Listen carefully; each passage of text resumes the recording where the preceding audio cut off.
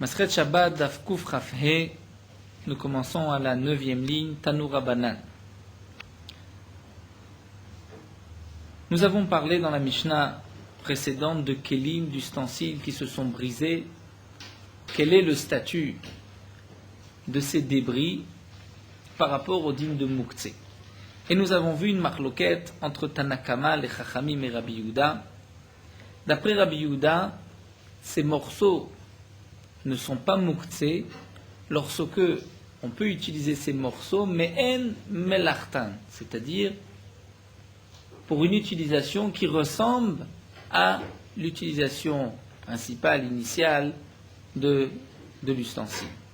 Prenons un exemple, comme c'était le cas de la Gemara. Si c'est une carafe en verre qui s'est brisée, nous avons la possibilité sur un des débris, un des morceaux de verre, de faire couler, de mettre un peu d'huile, ceci est considéré comme men melartan, puisque la carafe peut contenir de l'huile, ce débris peut toujours contenir de l'huile, donc il n'est pas moukhtse d'après Rabbi Yehuda. Mais lorsque je ne peux plus l'utiliser pour cette utilisation, mais simplement pour boucher, fermer, servir de couvercle sur une carafe ou sur une marmite, sur un récipient, dans ce cas-là, ce n'est pas me'en melartan. C'est vrai qu'on peut encore utiliser le débris, mais ce n'est pas la même utilisation que l'utilisation initiale. Donc d'après le Rabbi Yehuda, ce n'est pas suffisant, mais d'après les Chachamim, puisqu'on peut utiliser ce débris pour couvrir un ustensile, une carafe, c'est valable. Ce morceau n'est pas moukhtse. La Gemara continue avec le din d'un tanour, le din d'un four. Pour bien comprendre la suite de la Gemara, il faut expliquer comment était fabriqué un tanour, un four à l'époque. Le four, c'est comme une cuve en argile, un récipient en argile, mais qui n'a pas de fond. C'est-à-dire, il était posé sur le sol.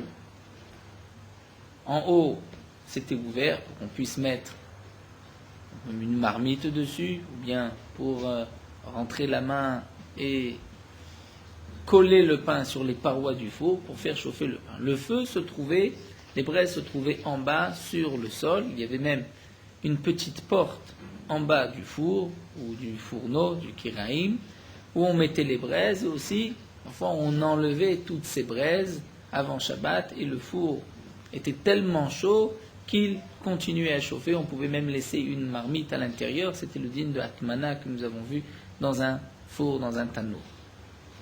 Ce tanour, ce four, donc, qui était à la base d'argile, était recouvert sur les côtés de boue, de tite, c'est-à-dire un mélange de terre et d'eau, pour d'abord que les parois n'éclatent pas avec la chaleur, mais aussi pour pouvoir mieux conserver la chaleur du four. Nous verrons par la suite une Mishnah concernant les dinim de Touma, d'impureté. Il y a des règles. Tout keli qui a un tore, est considéré comme un ustensile. Il peut devenir impur au contact d'une source d'impureté, mais lorsqu'il n'a pas de fond, il n'a pas de tore, il ne peut pas devenir impur. Malgré tout, la Torah nous dit un four ou un fourneau, même s'il est posé sur la terre, étant donné que il y a un tore, c'est-à-dire il y a à l'intérieur un creux, on peut utiliser l'intérieur de ce four, même s'il n'y a pas de fond, puisque le fond c'est le sol. Malgré tout, il peut y avoir une impureté. Il peut devenir impur lorsqu'il est au contact d'une source d'impureté. Donc nous reviendrons dans les dinim d'impureté de Touma. Et tout d'abord, la Braïta nous dit Tanour Rabbanan. Shivré Tanour Yashan. Shivré Tanour Yashan, c'est-à-dire un four qui s'est brisé, qui s'est cassé. Haren kechol hakelim anitalim bechatzer.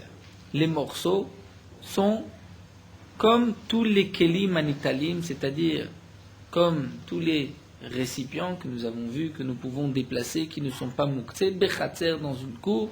Et comme Tosfot l'explique, pas seulement bechatzer, nous avons vu plus haut dans le daf précédent la marloquette entre Rav Nachman, Rabbah.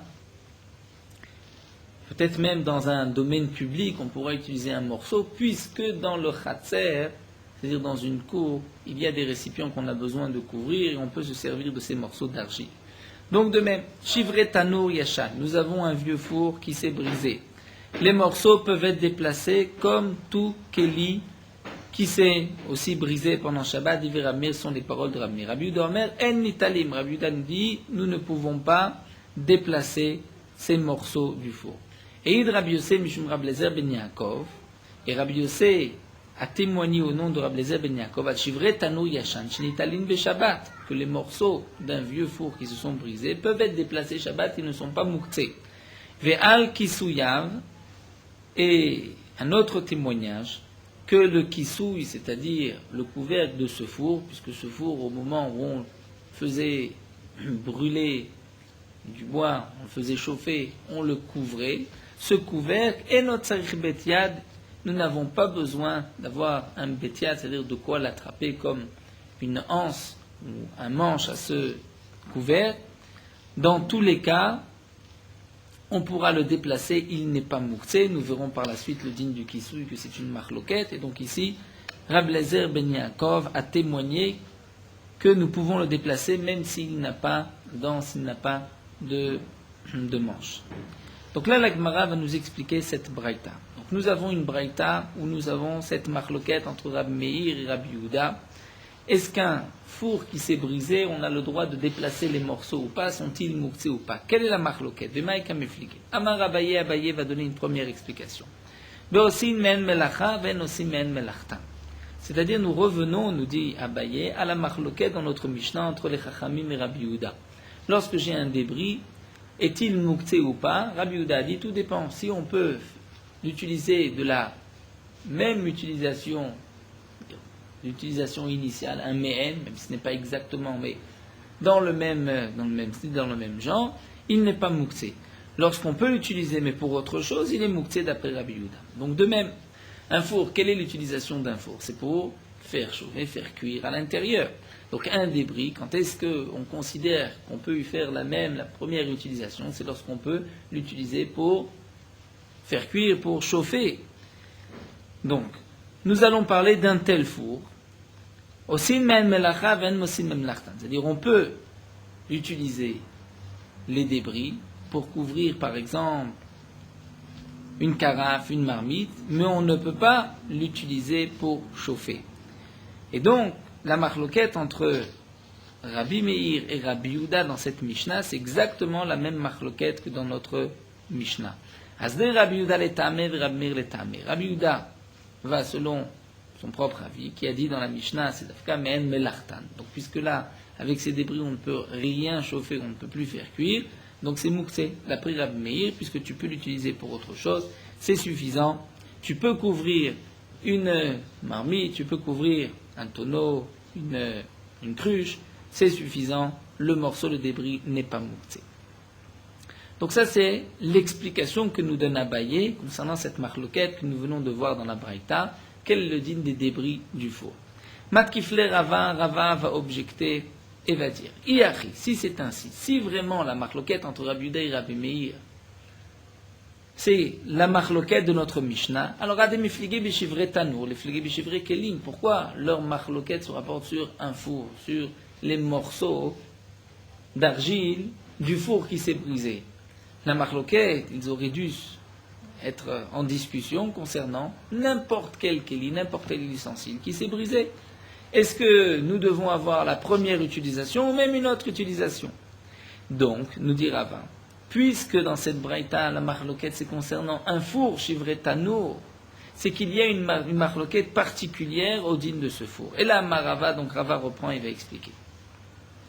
Beshivre de Ay Tanur Kameflige. La marloquette, c'est lorsque c'est les débris de ce four. De quel four? Du four que nous allons voir.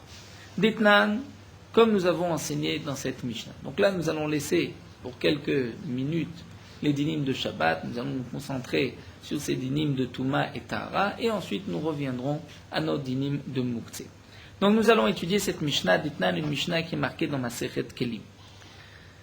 Donc nous avons expliqué que le four n'est en vérité qu'un récipient en argile qui n'a pas de fond et qui va être posé sur le sol, et le sol servira de fond.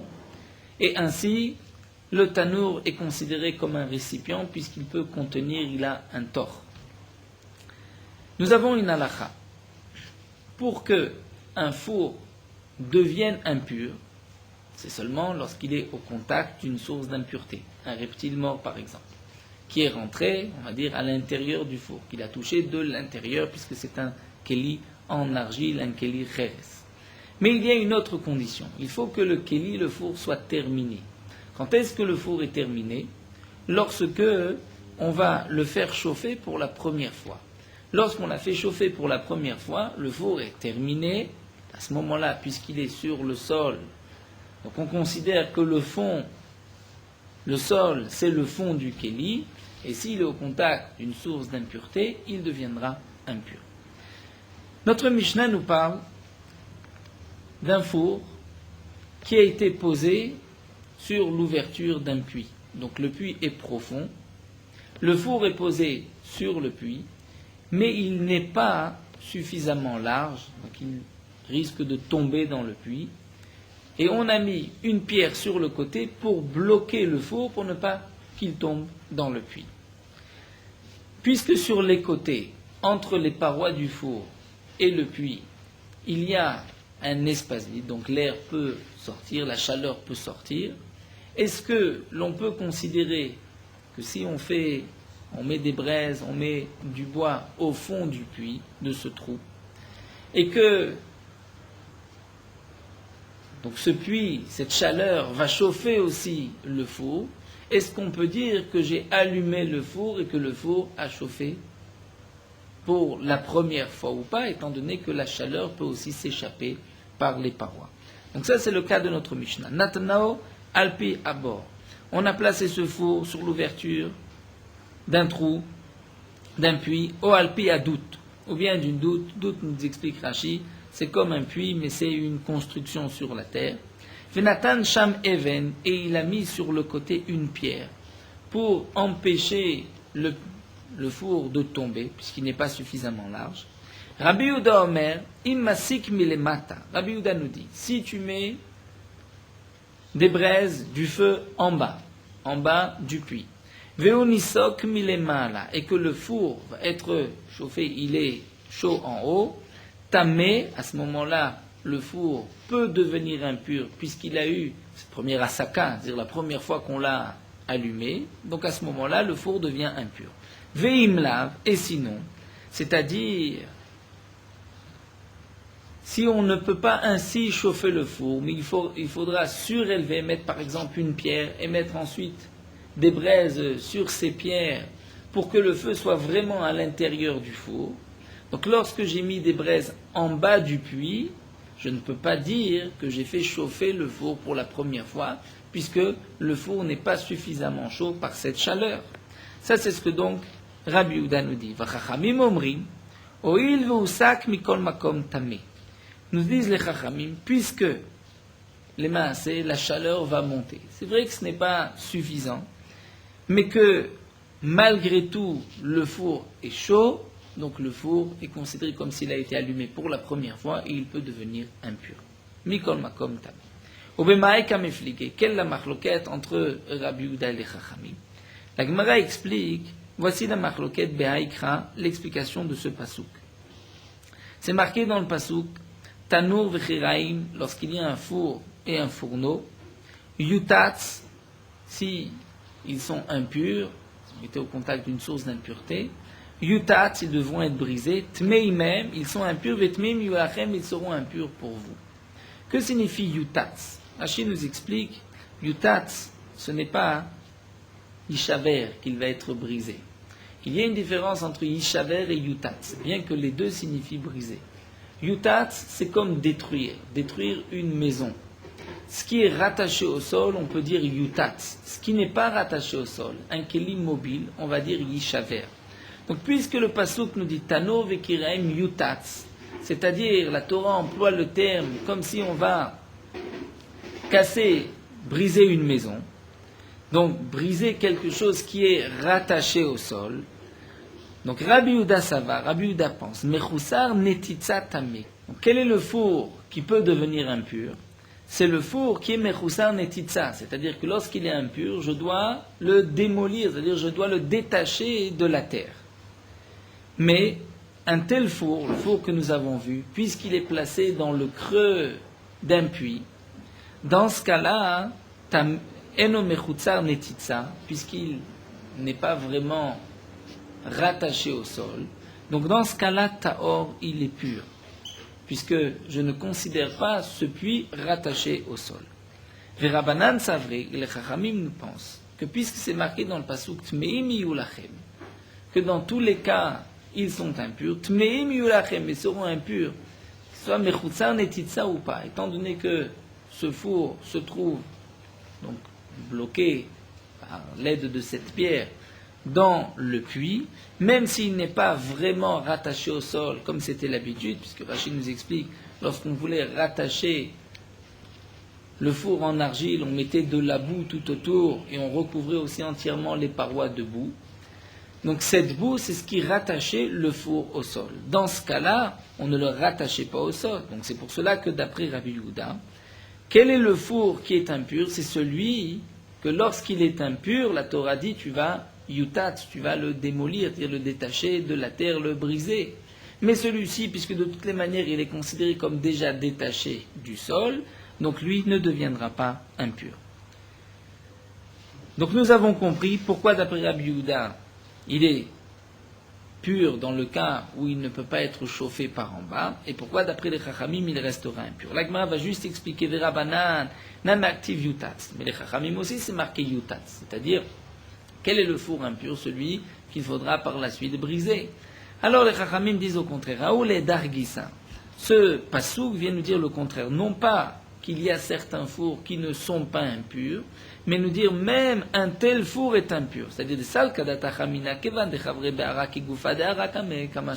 j'aurais pu croire que tout four qui est rattaché au sol, puisque lorsque tu vas le rattacher par l'intermédiaire de cette boue au sol, en réalité c'est comme si c'est un morceau de...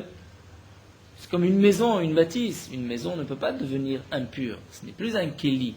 Donc peut-être que tout four qui va être rattaché au sol va perdre son statut de kéli. Il deviendra comme la terre et ne sera pas impur. Donc kamash malan, la Torah nous dit non. Un tel four sera impur, yutat, et tu le briseras, tu l'enlèveras du sol. Veda, la Gemara termine par Rabbi Yehuda. Name active tmeim yulachem. Rabbi Yehuda, comment va-t-il expliquer le pasuk Tmeim Yulachem qui nous dit que dans tous les cas il est impur? Ça c'est comme ce que Rabbi Yehuda a dit au nom de Shmuel, Rabbi Yehuda mar Shmuel, machloket besek rishon, aval besek sheni, aflu taivului betzavar gamal.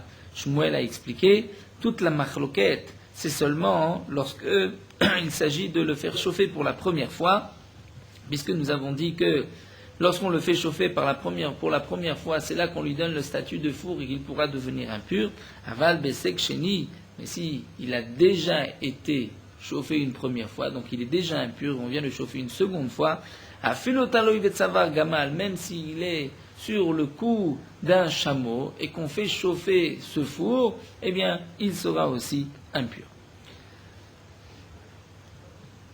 Amar Oula, et nous terminons avec Oula qui dit Vesek Rishon, les Rabbanan afilu taloy betzavar gamal. C'est-à-dire, d'après les Chachamim, nous avons vu qu'ils sont en marloquette avec Rabbi Yehuda, et qui pensent que le four, même lorsqu'il va être sur l'ouverture d'un puits, et qu'on pourra le chauffer, même s'il ne va pas chauffer entièrement par le feu d'en dessous, mais il sera quand même chaud, c'est suffisant. Eh bien, d'après les Chachamim, afilu taloy betzavar gamal, même s'il est rattaché au cou d'un chameau, pour la première fois, il sera aussi impur. Et donc il ne retrouvera sa pureté qu'une fois que le Kli Cheres sera brisé, au moins en 3 fois, comme la Mishnah le dit dans Masechet Kelim. Donc là, nous avons vu un four qui n'est pas suffisamment large, qu'on a posé sur l'ouverture d'un puits. D'après Rabbi Yehuda, tout dépend. Si on peut le chauffer en mettant des braises en bas, ce four est considéré comme un tanour, il pourra devenir impur. Sinon, il restera pur. D'après les Chachamim, il est impur. Eh bien, nous explique Rava, Notre marloquette entre Rabbi Meir et Rabbi Yehuda, est-ce que les débris d'un tel four peuvent être déplacés ou pas? Il s'agit d'un four comme celui que nous venons d'étudier. Donc d'après Rabbi Yehuda, on ne pourra pas le déplacer. Pourquoi? Puisque même lorsqu'il était entier, il n'était pas considéré comme un tanour. Donc lorsqu'il est brisé non plus. D'après Rabbi Meir, c'est comme les Chachamim, lorsqu'il était entier, c'était un four. Donc lorsqu'il est brisé, c'est comme les débris d'un keli. Et nous avons le droit de le déplacer, comme nous avons vu dans la Mishnah, lorsqu'on peut encore utiliser ces morceaux pour recouvrir une cruche ou autre chose. Seulement, Matkifle Ravashi va poser une question, va objecter à Rava. Il va lui dire, si vraiment c'est ça la marloquette, alors pourquoi discuter sur les débris? La marloquette, c'est sur le four lui-même. Est-ce qu'un tel four, on a le droit de les déplacer Shabbat ou pas? Au lieu de discuter, d'être en marloquette sur les débris d'un tel four, les flogé betanour goufa, on devrait être en marloquette sur le four lui-même. Hashta tanor goufa le Rabbi Yehuda lo ave manash varav mevaye. Si déjà d'après Rabbi Yehuda, le tanour, le four, lorsqu'il est entier, ce n'est pas un keli, tu n'as pas le droit de le déplacer, il est mouktsé, à plus forte raison lorsqu'il s'est brisé. Donc, puisque l'on parle ici que des chivrés tanour, donc obligatoirement, il ne s'agit pas d'un tel four. Juste une petite question que Tosfot rapporte. C'est vrai que si l'explication de Rava tenait, il s'agissait d'un tel four, on va avoir un petit problème avec la Braïta, comment expliquer tanour yashan, puisque toute la marloquette c'est tanour chadash pour la première fois. C'est une question que Tosfot pose et que Tosfot ne répond pas. Et là, Ravashi reprend et va dire de quelle marloquette il s'agit, de quel four il s'agit. Lorsque nous parlons chivré tanour, nous avons cette braïta, les débris, les morceaux d'un four qui s'est brisé. D'après Rabbi Meir, on pourra les déplacer, d'après Rabbi Yehuda, on ne pourra pas les déplacer. Eh bien, nous dit Ravashi, Leolam Kedamran Mikara. On parle en vérité d'un four habituel, comme nous avons dit auparavant. Et ce four, quelle est la marloquette entre Rabbi Meir et Rabbi Yehuda? C'est lorsque nous allons voir Beosé Maase Tafka. C'est-à-dire, Tafka, Rachid nous explique, c'est comme Rafim, c'est comme des tuiles. Ce morceau d'argile, on peut encore l'utiliser pour faire chauffer, mais pas de la même manière qu'un four, comme nous allons le voir dans la Gemara, puisque généralement, le four, on met le feu à l'intérieur, et donc le esseko, c'est-à-dire on le chauffe de l'intérieur. Ces tuiles qu'on peut faire chauffer, c'est lorsqu'on va mettre à l'extérieur, derrière la tuile, on va mettre une source de chaleur et ensuite on pourra faire cuire dessus. Ou encore, atam meomed, c'est-à-dire la Gemara nous explique, c'est lorsque le four est entier, on peut faire cuire meomed lorsqu'il est debout, puisque le pain va être collé sur les parois du four. Alors que les réafim, les tuiles, c'est en étant allongé qu'on peut faire cuire. Donc la marloquette ici, entre Rabbi Yehuda et Rabbi Meir, nous explique Ravashi, c'est lorsqu'on peut utiliser ces débris pour faire chauffer.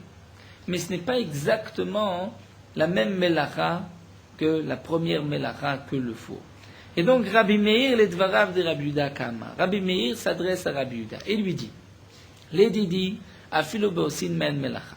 D'après moi, même si ces morceaux ne servent pas à faire chauffer quoi que ce soit, à faire cuire quoi que ce soit, mais simplement pour couvrir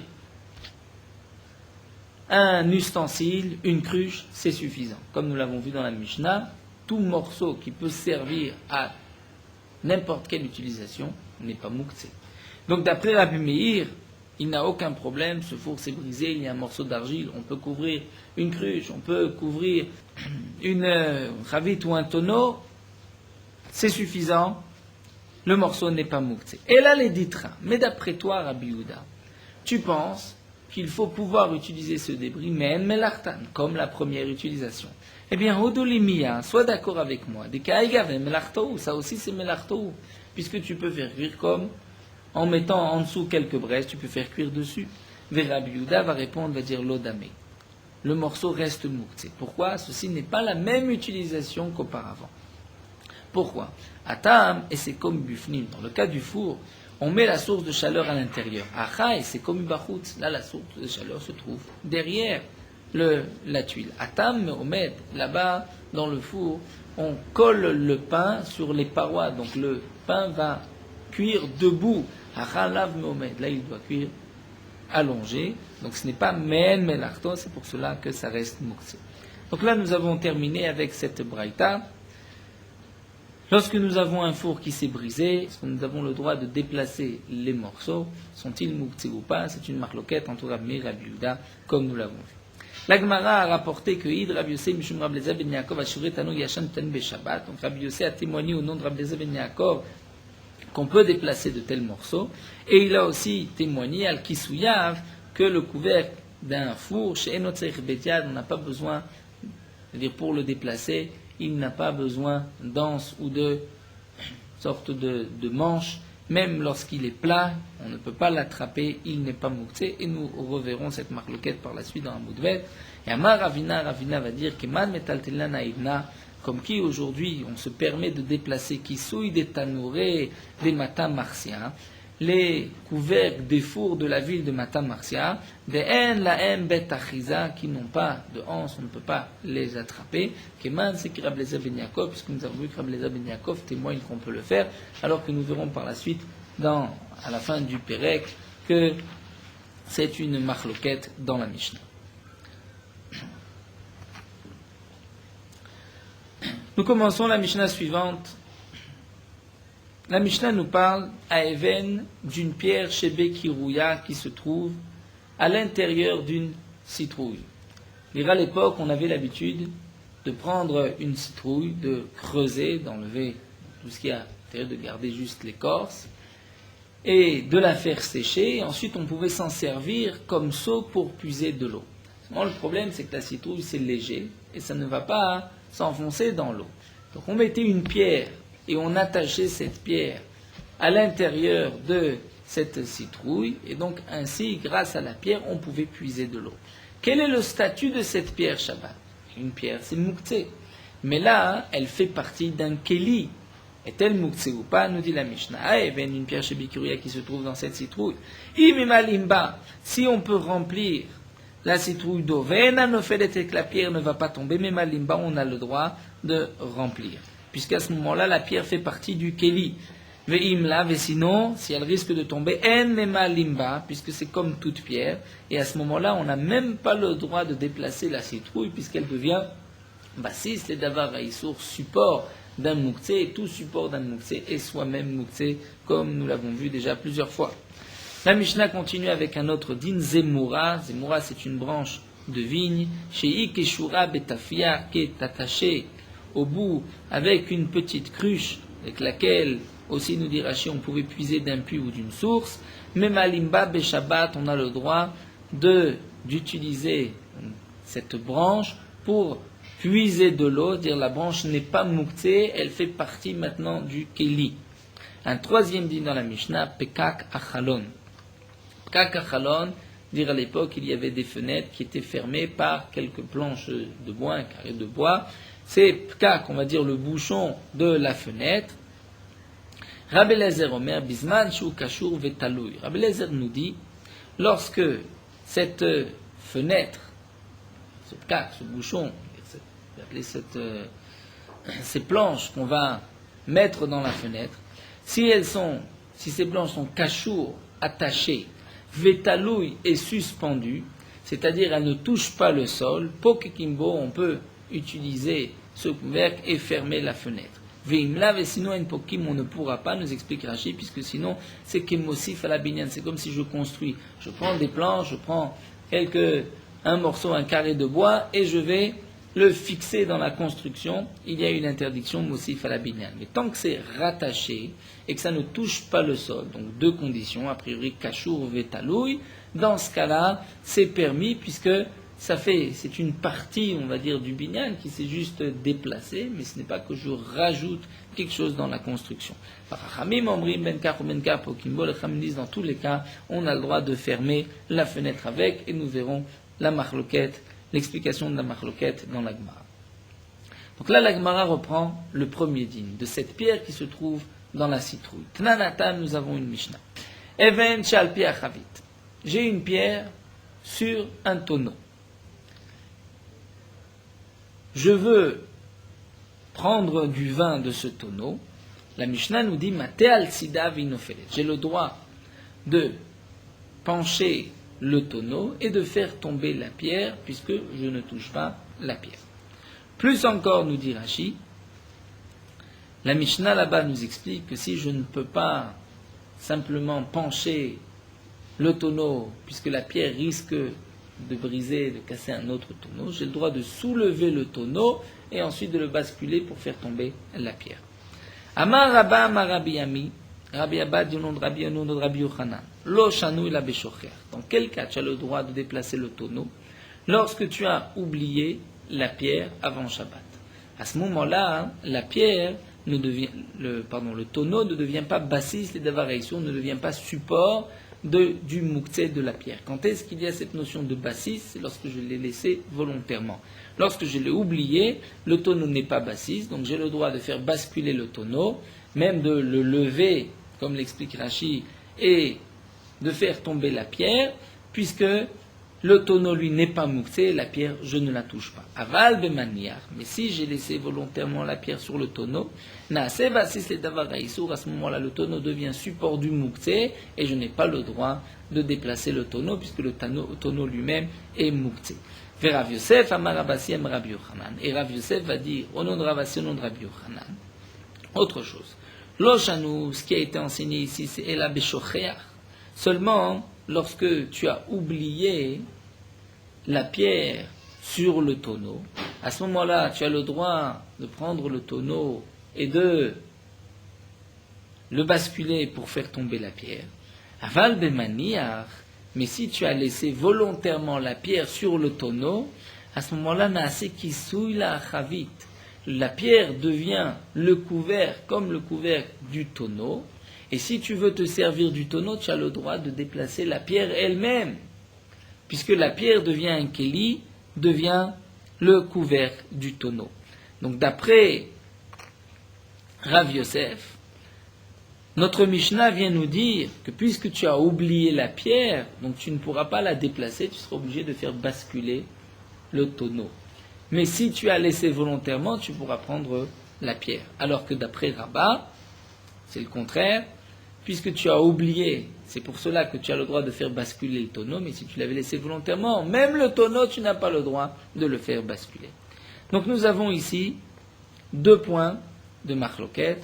Tout d'abord, on voit que d'après Rav Yosef, lorsque l'on va laisser la pierre, donc à ce moment-là, ça devient un couvercle, et non pas bassis les davar haïsour, et le tonneau ne deviendra pas le support, alors que d'après Rabbi Yochanan, on voit que dans ce cas-là, ça devient un bassis davar haïsour, et en aucun cas, la pierre peut devenir le couvercle du tonneau.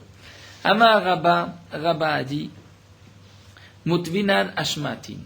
On m'a posé la question de notre Mishnah, la Mishnah que nous avons étudiée, et Rabba va répondre.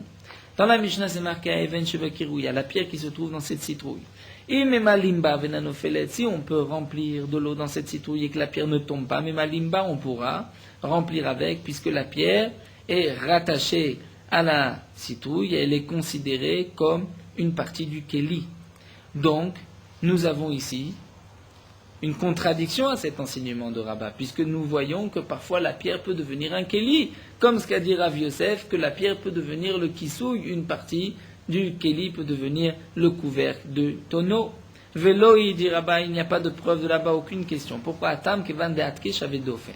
Dans le cas de la citrouille, étant donné qu'on a bien attaché la pierre aux parois de la citrouille, donc la pierre fait partie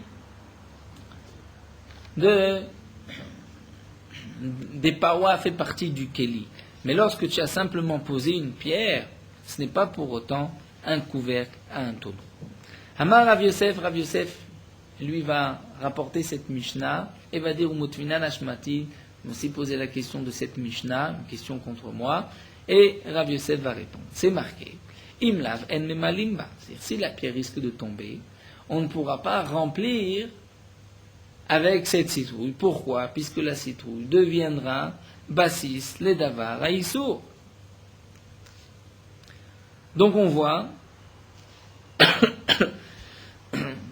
que le simple fait de poser une pierre à l'intérieur de cette citrouille, la pierre ne devient pas une partie du kéli. Donc comment se fait-il que Rav Yosef a dit que lorsque tu poses une pierre sur un tonneau, la pierre devient le couvercle du tonneau? C'est une contradiction. Velo, il dit Rav Yosef, il n'y a pas de question. Pourquoi? Atam, kevan deloat ke betule batla. Il dit là-bas, dans le cas de la pierre, étant donné qu'on ne l'a pas attachée, et que la pierre risque de tomber à chaque instant, donc ça montre bien que tu ne veux pas que cette pierre fasse partie du keli, puisqu'elle risque de tomber. Mais dans le cas du kisui, dès que tu poses la pierre sur le tonneau, la pierre peut servir de couvercle du tonneau. Bema et Kamefligé demande la Gemara, quelle est la marloquette ici entre Rabba et Rav Yosef? A priori, la marloquette entre Rabba et Rav Yosef, ou plutôt, donc c'est Rabbi Ami aussi et Ravasi, puisque c'est Rabba au nom de Rabami au nom de Rabbi Yochanan, et Rav Yosef au nom de Ravasi au nom de Rabbi Yochanan. Donc nous avons une marloquette entre Rabba et Rav Yosef, Rabami et Ravasi. Rabami et Ravasi étaient à la même époque, Rabba et Rav Yosef à la même époque. Quelle est la raison de leur marloquette? Eh bien, Mar Savar Bainan Maase. L'un pense que pour enlever le moukhtse, il faut une action. Ou Mar Savar, l'autre pense Lo Bainan Maase. Nous n'avons pas besoin d'action. Même si tu poses la pierre sur le tonneau, la pierre peut devenir un couvercle. Et nous allons voir Vazdou et Tamayou, et ceci rejoint une autre marloquette entre Ravasi et Rabbi Ami. Vechiate Ravdimi, lorsque Ravdimi est venu à Marabranina, il a dit au nom de Rabranina. Ramrela, d'après certains, c'est Ravzera qui a dit au nom de Rabranina. Pa'amachat ala Rebi makom echad. Une fois Rebi a été dans un endroit, un vendredi, Umatsa nidbar shalavanim, et il a vu des rangées de pierres qui étaient prêtes à la construction. Vamar le talmidav, il a dit à ses élèves, Tseu vechashvu, sortez et pensez. C'est-à-dire, nous allons enlever le statut de moukhtse de ces pierres en pensant les utiliser kedesh neshev aleem le machar, pour qu'on puisse s'asseoir dessus demain. C'est-à-dire qu'on puisse les déplacer demain et pouvoir s'asseoir dessus, donc par une simple pensée, une simple marchava. Vous allez donc maintenant décider que ces pierres ne vont pas être utilisées pour la construction, mais comme chaise, comme banc. Et demain, nous pourrons même les déplacer et s'asseoir dessus. Velo itzrichan Rebi lemaase, Rebi n'a pas demandé une quelconque action sur les pierres, ni de les déplacer par une simple pensée, on enlève le moukhtse. Ça, c'est ce que nous dit Rav Hanina. Mais Rabbi Yochanan Amar, et Rabbi Yochanan rajoute et dit, pas du tout. Itzrichan Rebi lemaase. Rebi a exigé de faire une action. Quelle action? Maya Marlou, qu'est-ce qu'il leur a dit? Rabbi Ami et Rabbi Assi. Nous avons une marloquette entre Rabbi Ami et Rabbi Assi. Qu'est-ce que Rabbi a exigé?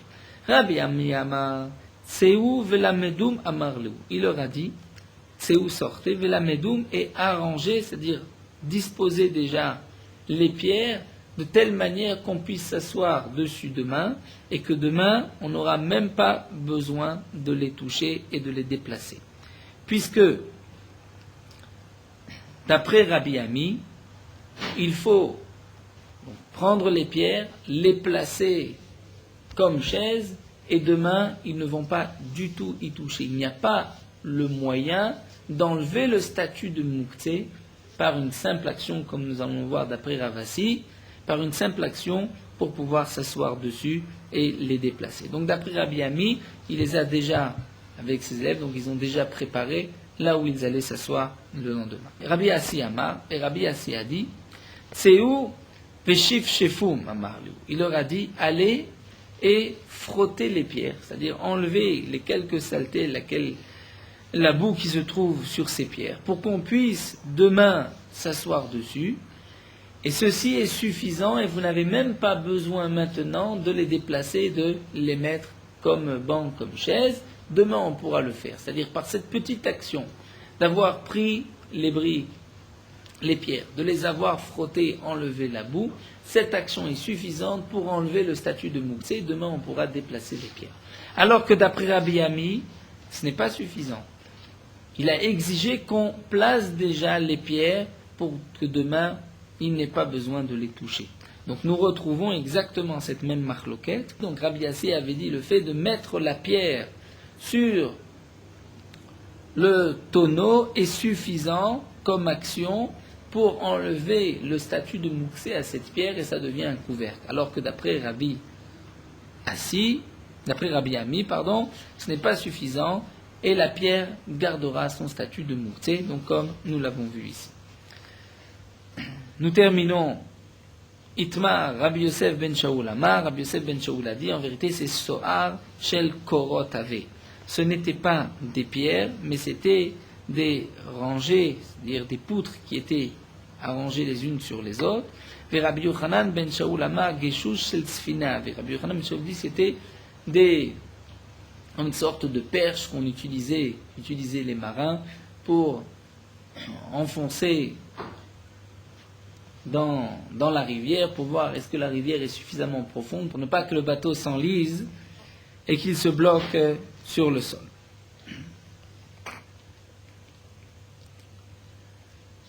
Donc là, nous avons juste une petite précision de quoi il s'agit. Est-ce qu'il s'agissait de pierre, ou bien de poutre, ou bien de la poutre Geshush Shel Tzfina, c'est-à-dire de cette perche. Quelle différence? Juste la Gemara nous dit Mandamar Geshush Kol Shken Soa, celui qui a dit qu'il s'agissait de cette perche, donc à plus forte raison que Soa, que ces poutres, c'est-à-dire par cette marshava, par cette pensée, c'est suffisant pour enlever le statut de Mouksé. Mande Amar Soar, celui qui a dit qu'il s'agissait de Soar chez le Korot, c'est-à-dire de rangée de poutres, dans ce cas-là, on peut se suffire d'une simple marshava, aval geshush, mais si c'est, après lui, cette perche avec laquelle le marin va mesurer la profondeur de l'eau, Kapidalia, étant donné qu'elle est précieuse, il ne veut pas qu'elle se torde et qu'il la laisse de côté, qu'il la met de côté particulièrement, elle est Mouksé, dans ce cas-là, il faut, d'après tout le monde, une action amassée et la marshava n'est pas suffisante pour lui enlever le statut de Mouksé. Nous continuons avec la suite de la Mishnah, c'est marqué Zmurashi Kishura.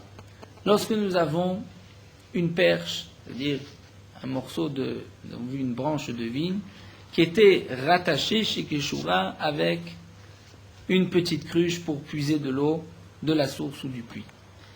Dans ce cas-là, c'est marqué dans la Mishnah que ce n'est pas Mouksé et on pourra donc la déplacer Shabbat.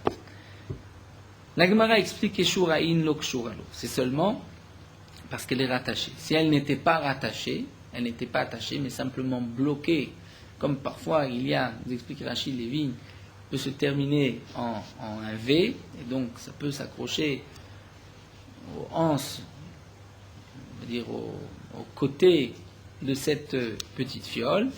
Dans ce cas-là, la branche restera Mouksé.